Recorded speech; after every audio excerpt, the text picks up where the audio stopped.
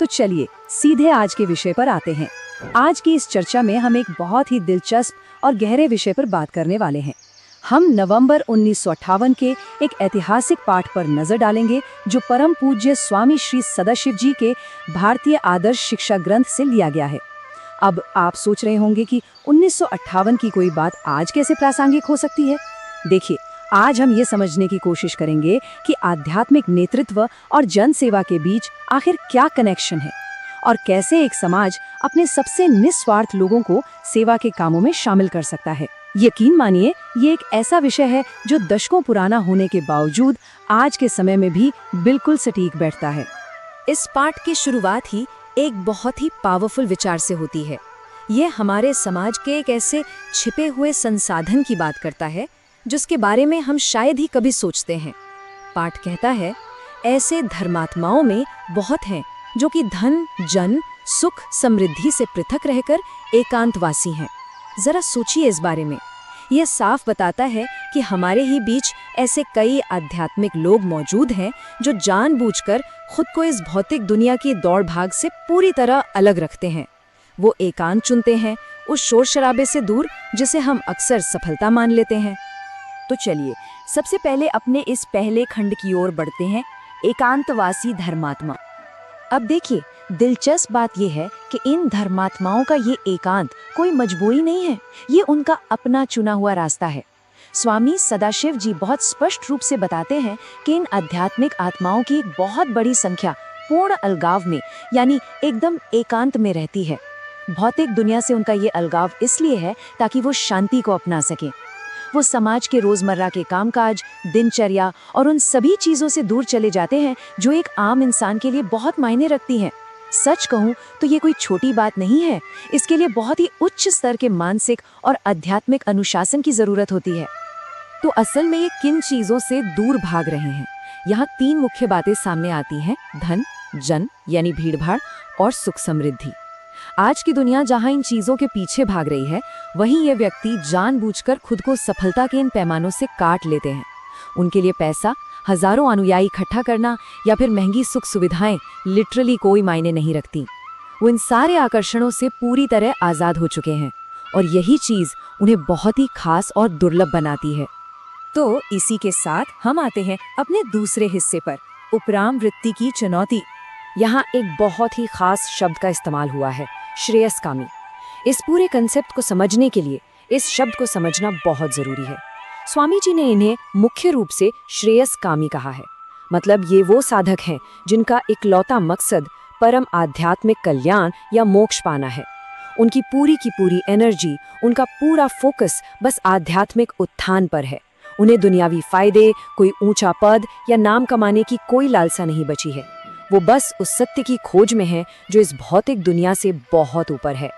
अब क्योंकि उनका लक्ष्य इतना ऊंचा और फोकस इतना गहरा है, तो उनके अंदर स्वाभाविक रूप से एक खास तरह का स्वभाव पनपने लगता है। इसे पाठ में उपराम वृत्ति या उदासीन स्वभाव कहा गया है। आप इसे ऐसे समझ सकते हैं कि भौतिक दुनिया के प्रति उनका रवैया एकदम तटस्थ या न्यूट्रल हो जाता है। दुनिया में क्या उथल पुथल हो रही है, समाज की रोज की राजनीति, किसका फायदा हुआ, किसका नुकसान, इन सब से वो एकदम विरक्त हो जाते हैं। उन्हें कोई फर्क नहीं पड़ता। लेकिन यहाँ एक बात बिल्कुल साफ कर दूं, दुनियादारी से उनकी ये जो उदासीनता है ना, ये किसी से नफरत, गुस्से या घमंड का नतीजा नहीं है, बिल्कुल नहीं।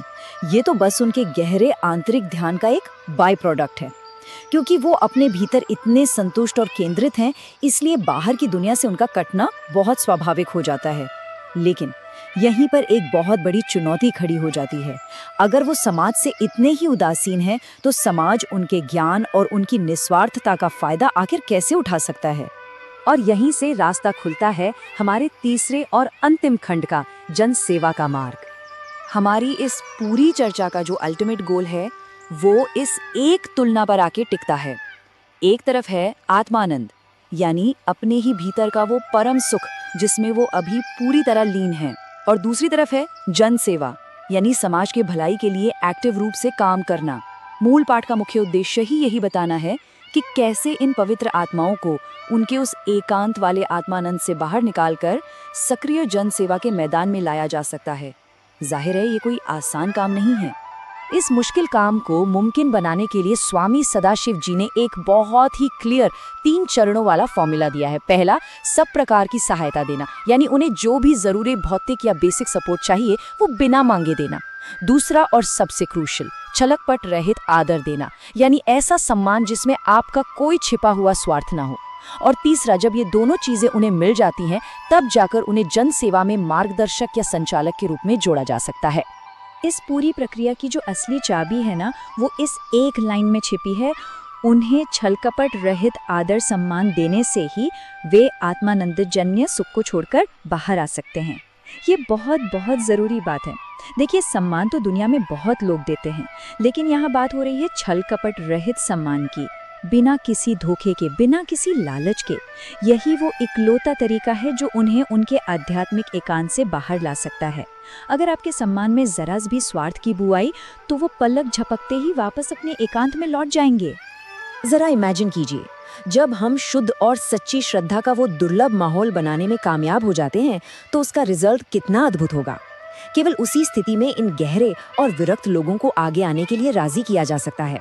वो समाज के लिए सच्चे संचालक और सहायक बन सकते हैं।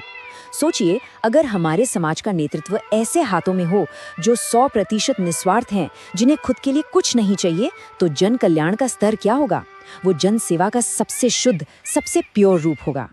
तो जैसे जैसे हम अपनी इस चर्चा के अंत में आते हैं, ये हमारे सामने एक बहुत ही गहरा सवाल छोड़ जाती है। सोचिए, क्या आज का हमारा ये आधुनिक समाज, जहां अक्सर हर रिश्ते और काम के पीछे कोई ना कोई निजी स्वार्थ छिपा होता है, क्या वो वाकई वो शुद्ध और छल कपट रहित आदर दे सकता है? क्या हम बिना किसी छिपे हुए एजेंडे के इन निस्वार्थ नेताओं को उनके एकांत से बाहर बुलाने की क्षमता रखते हैं? ये एक ऐसा सवाल है जो हमें अपने समाज और अपनी खुद की प्राथमिकताओं के बारे में बहुत कुछ सोचने पर मजबूर कर देता है। इस पूरी चर्चा में मेरे साथ जुड़े रहने के लिए बहुत बहुत धन्यवाद।